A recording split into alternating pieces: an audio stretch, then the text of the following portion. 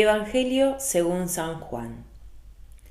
Durante la última cena, Jesús dijo a sus discípulos: Si ustedes me aman, cumplirán mis mandamientos. Y yo rogaré al Padre, y Él les dará otro Paráclito para que esté siempre con ustedes, el Espíritu de la verdad, a quien el mundo no puede recibir, porque no lo ve ni lo conoce.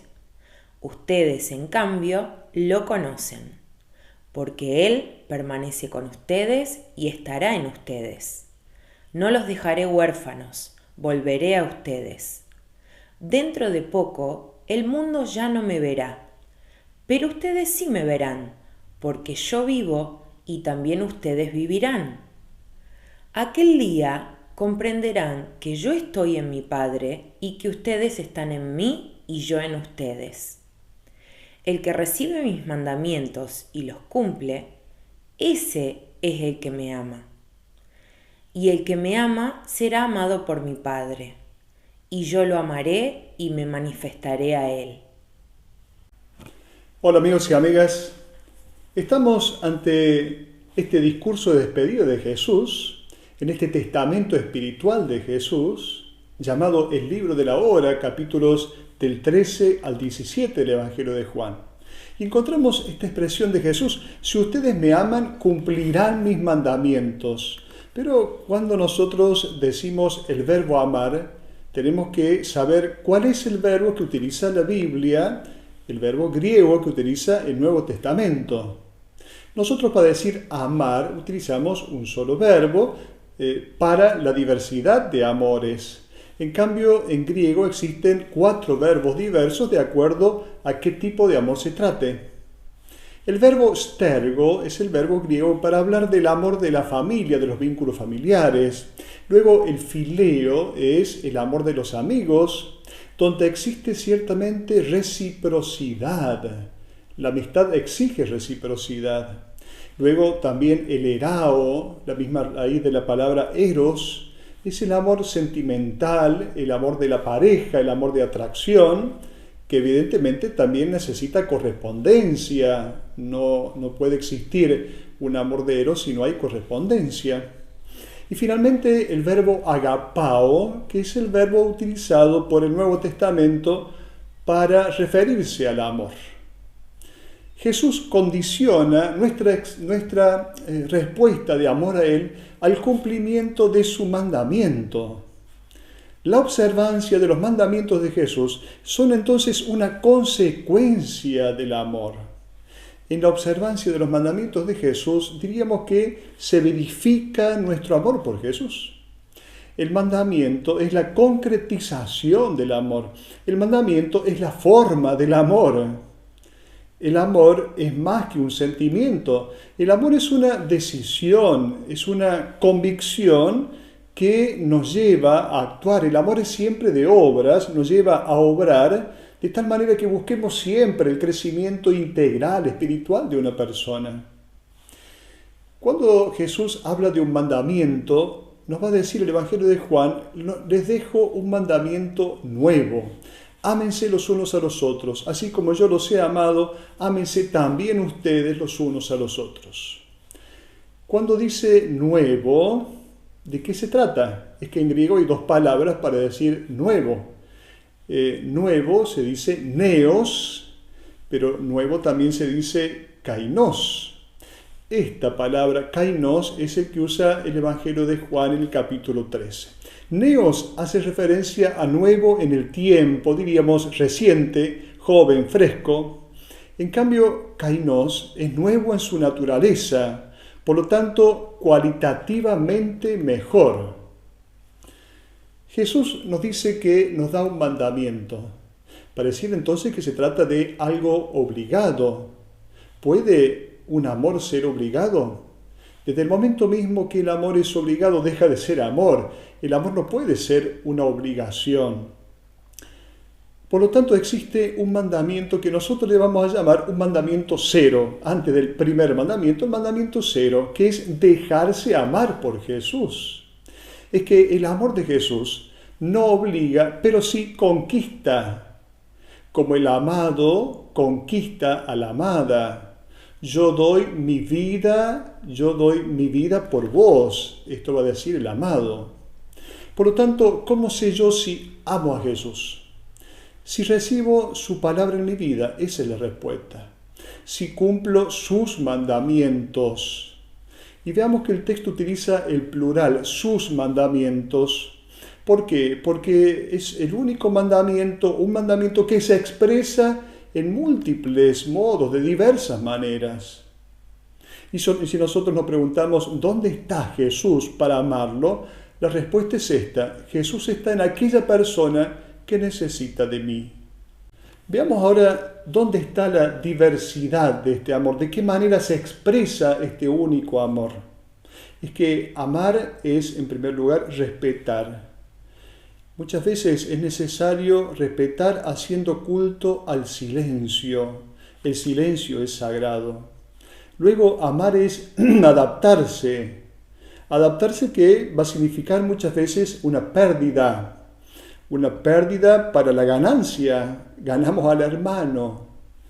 Luego, amar es perdonar. Y entonces dejamos de lado el rencor, el odio, la venganza, el resentimiento, la envidia, la antipatía, los celos. Es cierto que amar es difícil, perdonar es difícil, pero cuando nosotros perdonamos, nos desligamos de un sentimiento negativo que nos está uniendo a esa persona negativamente. Y por lo tanto, cuando perdonamos, no es que perdemos, cuando perdonamos salimos ganando. Amar es aceptar al hermano tal como es, no tal como yo quisiera que fuera, tal como es. Amar es comunicarse, es necesaria la comunicación que nos ayuda a construir puentes entonces. Amar es acoger, y en esta acogida es necesaria la escucha, la confianza. Acoger significa aceptar entonces también la palabra del otro, y por eso es necesario escuchar. Y en este sentido, amar es también dialogar, para lo cual necesitamos la humildad, que es una condición necesaria para el diálogo. Porque el diálogo no es un monólogo en dos turnos. Habla una parte, habla la otra parte, habla una parte, habla la otra parte, y luego cada uno sigue pensando lo que quiera. Eso no es diálogo, es un monólogo en dos turnos. Por lo tanto, en el diálogo no vale una autoafirmación. Simplemente nos construimos mutuamente cuando dialogamos. Amar es asumir al hermano difícil y a veces también tener que, entre comillas, perder el tiempo con él. Podemos decir que todo esto es complicado. Podemos hasta decir que es imposible. Lo sabemos que es difícil, y cuando pensamos que no podemos hacerlo, es ahí cuando Jesús va a decir que nos da al Paráclito. ¿Quién es este Paráclito? Es el defensor, es el protector. La palabra Paráclito significa el que se llama, el que se lo invoca para que esté al lado. Recordemos que en tiempo de Jesús no existía la figura del abogado defensor. Si alguien era acusado, llevaba los testigos entonces que atestiguaban a favor. Pero si no había suficientes testigos, alguien de la asamblea, al ver que el acusado tenía razón, decía la verdad, se levantaba y se ponía al lado. Este era el Paráclito, el defensor. Es decir, aquel que era llamado para estar junto al que se encontraba en una dificultad. Ahora, esta presencia del Paráclito antecede la dificultad. No es que se le invoca al Espíritu cuando estemos en un problema, sino que es una presencia permanente. Es el defensor el que nos socorre. Jesús es el Paráclito en primer lugar en cuanto a abogado ante nuestro Padre. No porque nos defiende de una supuesta ira de Dios provocada por nuestras culpas. No, el Padre está siempre de nuestra parte, como lo está Jesús, sino porque nos protege contra nuestro acusador y adversario, que es el misterio del pecado, del mal, de la oscuridad. Entonces, este segundo Paráclito no tiene la función de sustituir al primero, sino de desarrollar una nueva misión. Jesús, diríamos que en este sentido no se ha marchado, ha cambiado simplemente el modo de presencia, no ya la presencia física, sino la presencia del resucitado. Por lo tanto, el Espíritu lo que hace es actualizar en nosotros la presencia del resucitado. Este Paráclito nos protege ¿de qué? De las voces que no nos llevan a la vida. Pensemos en esas voces que no nos llevan a la vida. Pensemos tantas oscuridades que se viven en este mundo. El Paráclito nos protege de eso. Luego el Paráclito nos enseña desde dentro, no es una ley externa, es una ley interior, es una nueva naturaleza, un nuevo modo de ser. El mandamiento del amor es una exigencia interior de nuestra nueva naturaleza. ¿Cuál es esa nueva naturaleza? La de ser hijos de Dios.